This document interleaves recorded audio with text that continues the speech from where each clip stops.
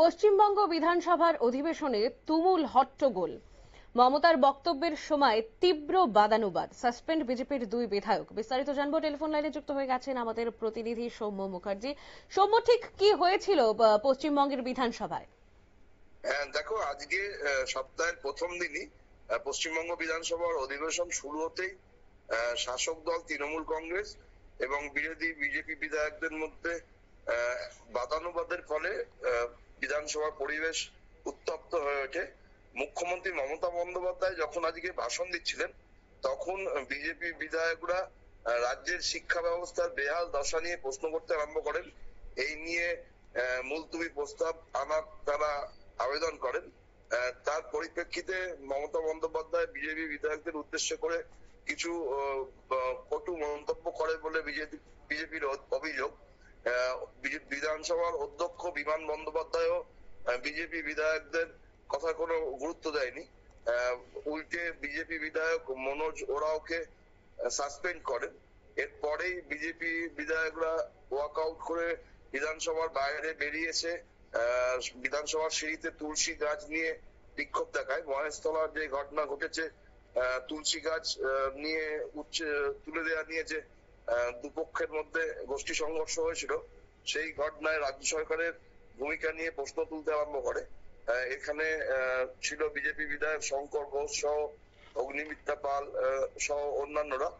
রাজ্যের শিক্ষা ব্যবস্থায় যে বেহাল পরিস্থিতি, তার জন্য মুখ্যমন্ত্রী তথা তৃণমূল কংগ্রেসের সরকার কোনো ব্যবস্থা নিচ্ছে না বলেও তারা অভিযোগ জানাতে থাকে। এরপরে আবার তারা বিক্ষোভ থামিয়ে তারা ফিরে যায় বিধানসভার অধিবেশন কক্ষে। কারণ কি, বিধানসভায় কিছু সংশোধনী বিল পাশ হওয়ার কথা ছিল, সেই নিয়ে আলোচনা হওয়ার কথা ছিল। আর তাই নিয়েই মুখ্যমন্ত্রী মমতা বন্দ্যোপাধ্যায় আজকে বক্তব্য রাখছিলেন।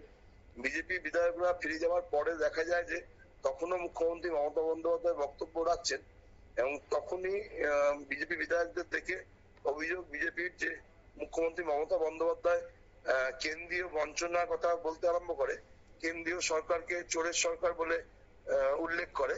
আর তখনই বিজেপির পক্ষ থেকে বিজেপি বিধায়করা সেম সেম বলে চিৎকার করতে থাকে। এর ফলে বিধানসভার পরিস্থিতি ফের উত্তপ্ত হয়ে ওঠে। তারপরেই বিমান বন্দ্যোপাধ্যায় বিধানসভার অধ্যক্ষ শিলিগুড়ির বিজেপি বিধায়ক শঙ্কর ঘোষকেও সাসপেন্ড করে।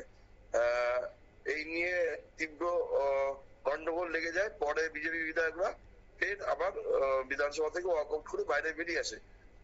বিষয়টা নিয়ে তৃণমূল ও বিজেপির মধ্যে তুমুল শোরগোল পড়ে গেছে। তারা একে অপরের বিরুদ্ধে অভিযোগ তুলছে যে বিধানসভার অধিবেশন ঠিকঠাক করতে না দেওয়ার জন্য এই ধরনের ঘটনা ঘটছে।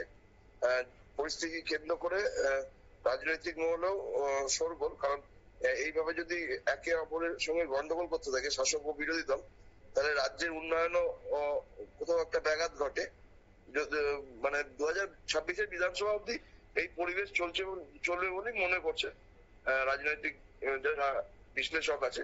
এখন দেখা যাক কি হয়। তবে এই বিধানসভার অধিবেশনে তৃণমূল সরকারের বিভিন্ন দুর্নীতি নিয়ে যে বিজেপি বিধায়করা সরব হবে, তা সপ্তাহের প্রথম দিনই তারা বুঝিয়ে দিয়েছে। অম্বালিকা, একবারে অনেক ধন্যবাদ জানাবো সৌম্যকে। আপনারা শুনলেন রাজ্য শিক্ষা ব্যবস্থার বেহাল দশা বলে বিধানসভায় যখন বিজেপির তরফ থেকে বলা হয়েছিল, ঠিক তখনই তাদেরকে মুখ্যমন্ত্রী মমতা বন্দ্যোপাধ্যায়, পশ্চিমবঙ্গের মুখ্যমন্ত্রী মমতা বন্দ্যোপাধ্যায় তাদের এই কথার কোনো গুরুত্ব দেননি। এমনকি বিধানসভার অধ্যক্ষ পর্যন্ত গুরুত্ব দেননি। ঠিক তারপরেই কিন্তু তারা ওয়াকআউট করে যায় বিধানসভা থেকে। পরবর্তীতে ফিরে এলেও তখন মমতা বন্দ্যোপাধ্যায় আবারও কেন্দ্রীয় সরকারকে বিভিন্ন রকম কটূক্তি করতে থাকে, এবং তারপরেই কিন্তু আবারও উত্তপ্ত পরিস্থিতি হয় পশ্চিমবঙ্গ বিধানসভায়। এবং আগামীতে পশ্চিমবঙ্গ বিধানসভায় আরো কি কি ঘটে এই দুই দলের মধ্যে, সেটাই কিন্তু দেখার বিষয়। নিয়ে নেব ছোট্ট একটা বিজ্ঞাপন বিরতির সঙ্গে থাকুন।